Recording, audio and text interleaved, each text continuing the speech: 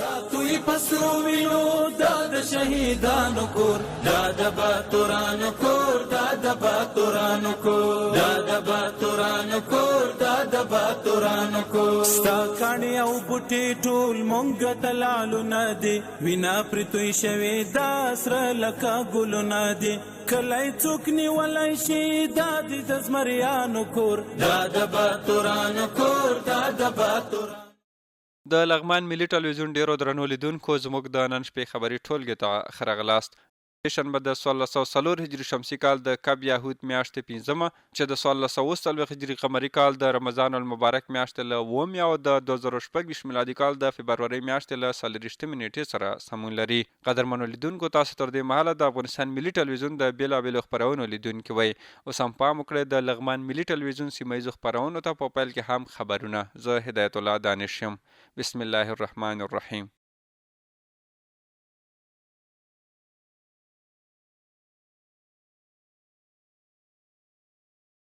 د لغمان ولایت والي په مشرۍ د امنیتي او کشفي ادارو د همغږۍ ناسته ترسره شوه. د لغمان والي قاري بختیار معاص په مشرۍ په یاده ناسته کې چې د لغمان والي قاري بختیار معاص په مشرۍ ترسره شوه، د نوموړي سربیره مرستیال والي حافظ انځرګل عبدالله، امنیه قمندان محمد اسماعیل فایز، د استخباراتو ریاست مرستیال عبدالله چمن، د فرمانونو او حکمونو د تعقیب او نظارت رئیس محمد اکرم عثمان، د پل لوا قمندان مولوي محمد نادر بدرالدین، د نظامی محکمې رئیس مولوي عبدالودود حقانی، د ښاري محکمې رئیس، د همغږۍ مسؤل او د امنیتي کمیسیون منشي ګډون درلود. د ناستې په پیل کې د لغمان والي د ټولو امنیتي او کشفي ادارو هغه هڅې او فعالیتونه وستایل او قدرداني وکړه چې د ولسونو د امنیت د ټینګښت په برخه کې ترسره کوي. نوموړي همداراز مسؤلینو ته سپارښتنه وکړه چې د ولایت د مرکز او شپږ ولسوالیو د امنیت په ټینګښت او ساتنه کې لا زیاته پاملرنه وکړي ترڅو ولسونه په لا ډاډمن امنیتي فضا کې ژوند وکړي. په پای کې د بیلابیلو امنیتي ادارو مسؤلینو خپل امنیتي راپورونه او لاسته راوړنې د لغمان والي سره شریکې کړې او ډاډ یې ورکړ چې د امنیت د لا ښه والي په موخه به ټولې امنیتي او کشفي ادارې ولسونو ته د ډاډمن امنیتي چاپیریال د برابرولو لپاره نه ستړي کیدونکې هلې ځلې. یاده ناسته د امنیت د لا ښه والي په موخه د لازمو تصمیمونو په نیولو سره پای ته ورسېده. د نرخونو او وزنونو د کنټرول کمیسیون 600 کیلوګرام تاریخ تیره توکي راټول او مهرلا کړل. د لغمان د صنعت او سوداګرۍ ریاست مسؤلین وایي د نرخونو، وزنونو او احتکار د مخنیوي کمیسیون چې مشري یاد ریاست کوي د خپلو فعالیتونو په لړ کې نن د مهترلام ښار له یوې عمده فروشۍ څخه 600 کیلوګرام بیلابیل تاریخ تیره توکي راټول او مهرلا کړل.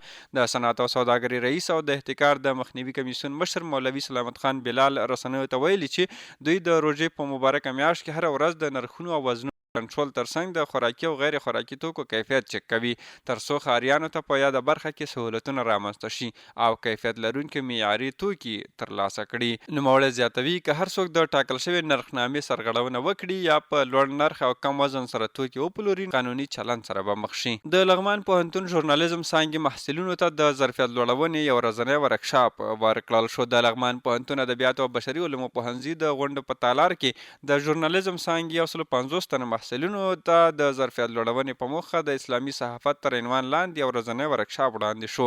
یاد ورکشاپ چې د اطلاعات او کلتور ریاست او الصارم فکري او فرهنګي ادارې لخوا دایر شوی و، د پیل په مراسمو کې د ادبیاتو او بشري علومو د پوهنځي رئیس، د اطلاعات او فرهنګ ریاست او الصارم فکري او فرهنګي ادارې استازو، د لغمان پوهنتون استادانو او محصلینو ګډون درلود.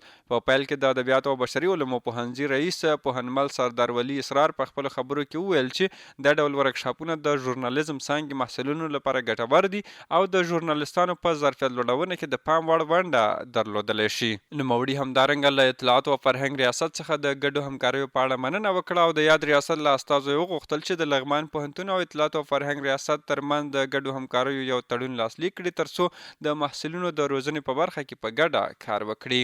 د اطلاعاتو فرهنګ ریاست د اطلاعاتو امیر فضل الرحمن پیام بیا په خپلو خبرو کې وویل چې دوی د خبریالانو د ظرفیت لوړونې، فکري اصلاح او ګڼو نورو برخو کې دا ډول برنامې ترسره کړي دي او لا هڅه کوي چې د ظرفیت لوړونې برخه کې د پوهنتونونو ترڅنګ نورو اکاډمیکو ساحو کې هم پروګرامونه وکړي. ورته مهال د ورکشاپ وړاندې کوونکو استادانو پوهنیار یحیی یعقوبی او پوهنیار عبدالصمد حدید د اسلامي ژورنالیزم د پیژندنې، دندو او مسؤلیتونو، اصولو، اخلاق او یو شمېر نورو موضوعاتو په اړه هر اړخیز معلومات وړاندې کړل.